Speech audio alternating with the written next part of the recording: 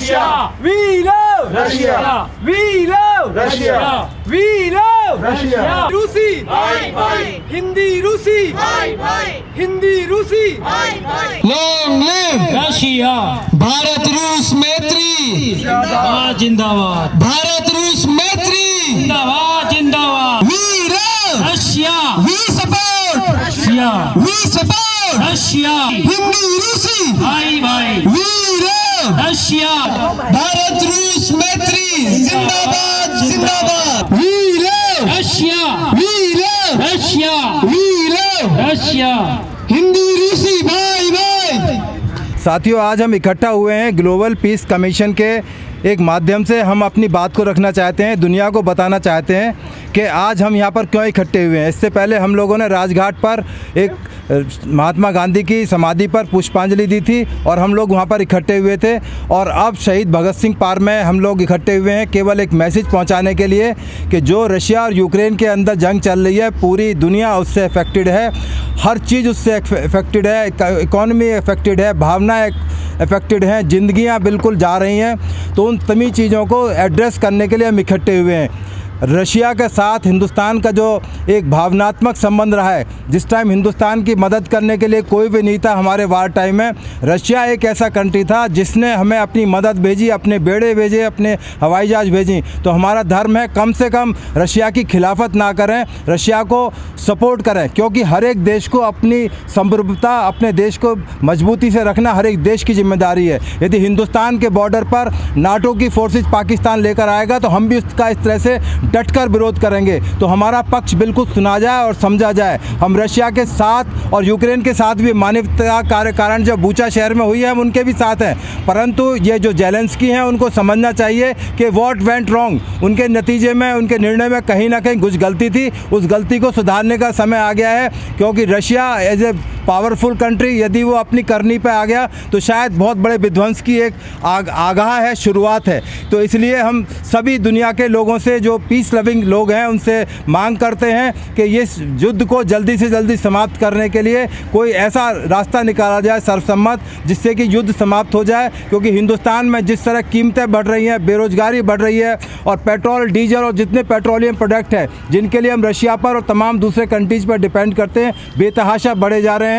श्रीलंका और पाकिस्तान में जो हालात हैं हमारे बराबर के कंट्रीज़ में, वो किस तरह से हैं, वो हमें सोचने मजबूर करते हैं। इसलिए ग्लोबल पीस कमीशन ने आज निर्णय किया है कि अपनी बात को पुरजोर तरीके से रखेंगे, जिससे कि ये वार रुक सके और कोई नतीजे पर ये हम पहुंच सकें और दुनिया में शांति बहाल हो सके। जय हिंद, जय भारत। हम सब यहाँ पर आज मानवीय आधार पर एकत्रित हुए हैं और शांति की बात करना चाहते हैं। युद्ध चाहे कहीं पर भी हो, हमें रूसी दूतावास से और अन्य माध्यमों से पता चला कि रूस की ओर से युद्ध नहीं हो रहा है, एक डिफेंस ऑपरेशन किया गया था। वहाँ के बॉर्डर्स पे डॉनबास और एलटीआर में वहाँ के जो रूसी भाषी लोग थे उनके साथ लगातार नरसंहार किया जा रहा था। इसलिए रूस की तरफ से मिलिट्री ऑपरेशन हुआ और उसके बाद परिस्थितियाँ अचानक बिगड़ती चली गईं। लेकिन उससे पता चल रहा है ना तो यूक्रेन सेना का और यूक्रेन गवर्नमेंट का और ना रशियन गवर्नमेंट का उतना इन्वॉल्वमेंट था शुरू में, जितना कि अब वो बढ़ चुका है। यूनाइटेड नेशन सिक्योरिटी काउंसिल के लिए भी मुश्किल हो रहा है कि क्या फ़ैसला लिया जाए। असल में ये एक आतंकवाद है, वहाँ पे नाजी फैले हुए हैं, घरों में वो घुस चुके हैं और वो वहाँ की जनता को भी परेशान कर रहे हैं। वहाँ के लोगों को घरों में बंद कर दिया है। जब रूसी सैनिक वहाँ जाते हैं तो उनके पैरों में गोली मार दी जाती है। अब रूसी सैनिक भी वहाँ फंस चुके हैं, यूक्रेन सेना भी कुछ नहीं कर पा रही। ये आतंकवाद है। आतंकवाद को ख़त्म करने की कोशिश करने की ज़रूरत है। हम सब शांति चाहते हैं। हमने आज महात्मा गांधी की समाधि से ग्लोबल पीस कमीशन के साथ भारत के लोगों को लाने का प्रयास किया है। हम पीपल टू पीपल डायलॉग के माध्यम से हम भारत के जनमानस में बात पहुंचाना चाहते हैं कि हम महात्मा गांधी के देश में शांति की बात करें और यूक्रेन और रशिया में जो कॉन्फ्लिक्ट डेवलप हो गया है वो शांति के साथ टेबल टॉक्स के ज़रिए बहुत जल्द हल हो, ताकि मानवता और ज़्यादा ब्लीड ना करे, ना उसका खून बहे। हम सब शांति चाहते हैं और हम सब मानवता को प्रगति करते हुए देखना चाहते हैं। धन्यवाद। पहले तो मैं कहूँगा Indo Russian friendship long live Indo Russian friendship. ये तो बूचा में हुआ है, जो हमारे सुनने में आया कि 30 मार्च को रशियन फोर्सेस वहाँ से वापस चली गई थी। बूचा के मेयर ने पूरी फोटोग्राफी की, उसने साइन किए। 4 तारीख से पहले वहाँ कोई लाशें नहीं थी। 4 तारीख को इनको लाशों को दिखाया गया, उनके कहते हैं हाथ बांध दिए गए, लेकिन पीछे दीवार पे कोई ब्लड के निशान नहीं थे। ये कौन करवा रहा है? जब भी शांति वार्ता होती है, आधे घंटे के बाद एक न्यूज़ आ जाती है कि जी मेरे को हथियार चाहिए, मेरे को ये चाहिए। मैं सिर्फ यही कहना चाहता हूँ कि यदि हम शांति चाहते हैं, यदि ये वार को रोकना चाहते हैं, तो अमेरिका, लंदन जो भी बीच में आ रहे हैं, इनको शांत होना चाहिए, इनको हथियार नहीं देने चाहिए। That's all. तो मेरा नाम साइमा शेख है, मैं इंडिया से हूँ और इंडिया को रिप्रेजेंट कर रही हूँ। और मैं ये चाहती हूँ कि हम सबको पीस पे फोकस करना चाहिए।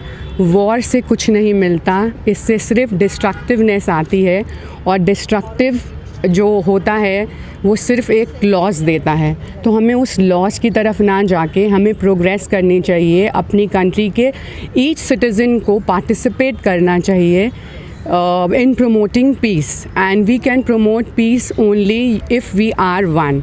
डिस्क्रिमिनेशन सबसे बड़ी बुरी चीज़ है। इस डिस्क्रिमिनेशन को हटाइए।